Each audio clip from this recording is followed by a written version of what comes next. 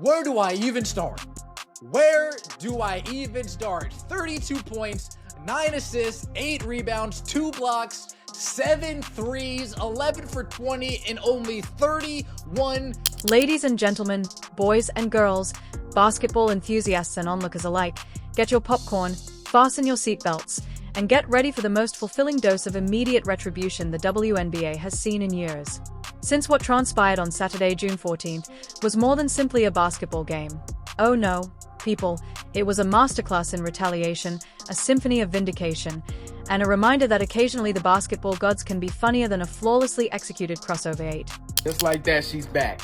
Caitlin Clark drops 35 after her 5-game layoff from injury. It was at a point where she scored 9 points in less than 45 seconds. I mean, crossing the half-point line, one dribble, and just pulling it from the logo. Like, these plays are just... Guess who was driving the charge as the Indiana Fever entered Gainbridge Fieldhouse with the sole goal of giving the unbeaten New York Liberty their first defeat of the year? After missing 5 games due to injury, Caitlin Clark is ready to show everyone why she is the most captivating player in women's basketball.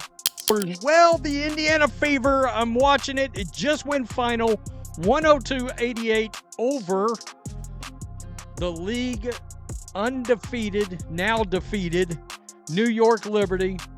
New York Liberty, Stephanie White did not. This wasn't just any game, people. This was personal. The Liberty strode in with their flawless 9-0 record, looking like they ruled the league. Spoiler alert, they were going to get a reality check that would make a tax audit seem like a spa day. This had to do with evening tables that had been skewed for far too long and settling scores. The Indiana Fever say, come on, New York. Come on. Somebody's got to give you this first L, and I guess it's going to be us. No Jonquel Jones, but the Indiana Fever handled business. 102-88. We finally hit triple digits thanks to CC22. You see, there was a lot of controversy surrounding the last time these two teams played. On Thanksgiving morning, Natasha Cloud, the Liberty's defensive specialist, stole the ball from Clark in the closing seconds of their previous game, and Clark felt like she had been fouled. A resentment that festered, a call that never came, and a memory that blazed brighter than a phoenix summer.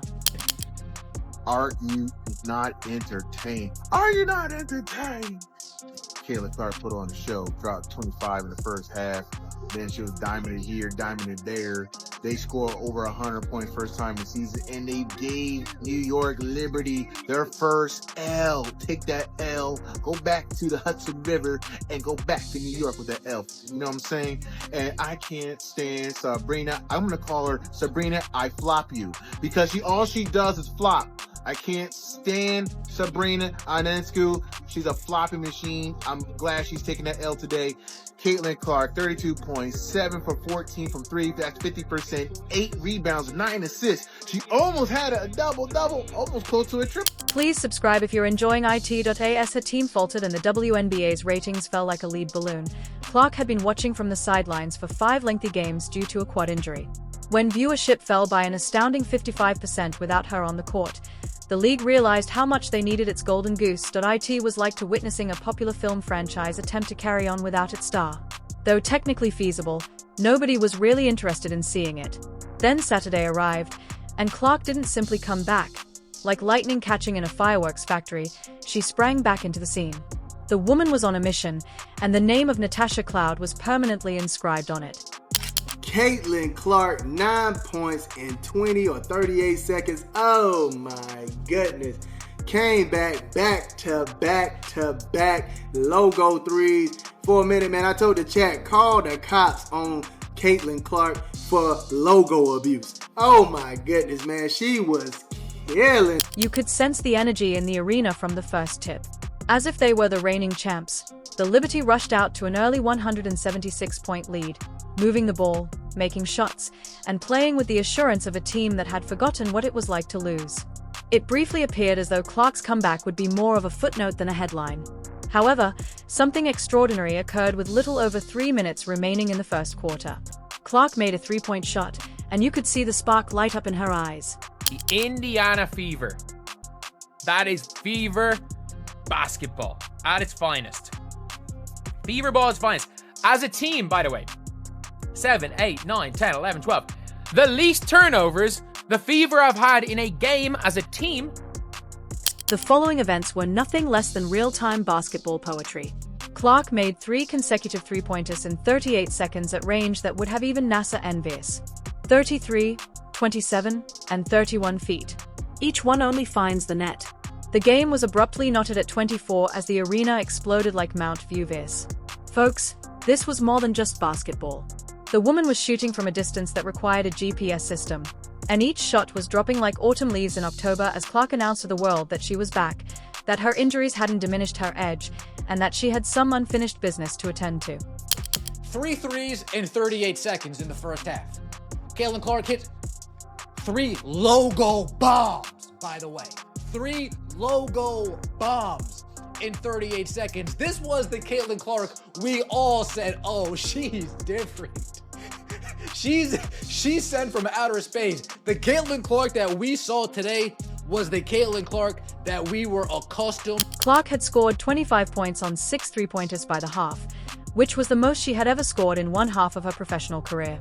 You could see the worry edging into the Liberty's eyes like somber shadows as the Fever maintained a 5,350 advantage. They had not written this script for their ideal season. The Liberty made a last-ditch effort in the third quarter, starting with a 9-run surge that momentarily gave them hope again, but Clark and the Fever answered with the basketball equivalent of a nuclear weapon. The Liberty appeared to require a map to locate the basket after a 190 run. Clark had a response each time New York attempted to make a comeback. Like a magician with an unending supply of rabbits, she would pull another three-pointer out of her bag of tricks every time they believed they had her figured out. For one of the best and most elite performances we have ever seen from Caitlin Clark. Now, I got to remind everybody about this. Caitlin Clark is coming off an injury, bro. What we seen today was greatness. This was similar to the Michael Jordan flu game. I mean, it's up there type deal, bro. Caitlin Clark just handed the New York Liberty the ass whooping of a lifetime. And what's crazy about all of this is that the referees couldn't even save them. See, last time the referees was able to save New York and they walked away with the victory. The game was so far out of reach, the referees had to just... During it all, Natasha Cloud was there to protect the unguardable by using a basketball as an umbrella in a cyclone to try to stop a natural force. People, the irony was exquisite. The player who had dashed Clark's aspirations during their most recent encounter was now passively observing as Clark methodically destroyed her team's undefeated record. Clark finished with 32 points, 9 assists, 8 rebounds, and 7 three-pointers, tying her career high for made threes, as the scoreboard read 88 as the final buzzer sounded. However, given that they were just given a portion of the story, the numbers are astounding. There was more to this than just statistics.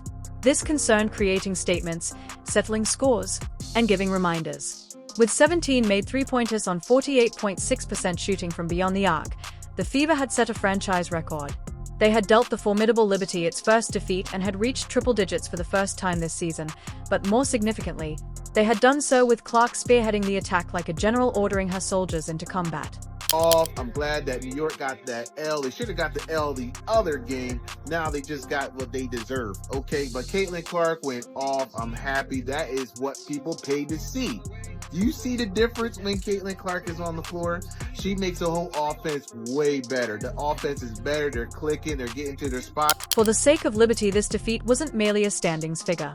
It came with a side of humble pie and a reality check wrapped in humility. Breanna Stewart contributed 24 points, and Sabrina Ionescu tried her hardest to stay up with her score of 34. However, it was unable to halt the Clark tornado that ravaged Indianapolis. They came into the game as the WNBA's final undefeated squad, and they departed with their confidence rattled and their pristine record in ruins. However, let's discuss the point guard on the floor, or even the elephant in the room. Only a few weeks prior, Natasha Cloud, the player who had been so sure of her defensive abilities, was the victim of one of the most dominant individual performances in recent WNBA history. It appears that the basketball gods are humorous, and they had determined that this was Caitlin Clark's chance for atonement. Natasha Cloud's Linsanity run is over. As I said, her player of the week, the player of the week curse, we saw it happen to Kelsey Mitchell as well till the end of that game where she was so clutch. But her Linsanity runs over. I got a DM from somebody going, Natasha Cloud's great. What are you talking about her Linsanity run? I'm like, this was her Linsanity run. I was like, she can play defense. She's not a great offensive player. Forget the referees. The referees. This was apparently a foul. This was apparently a foul on Lexi Hull. And there were so many of them throughout the game. Brianna Stewart shot 14 free throws. Stewie shot 14.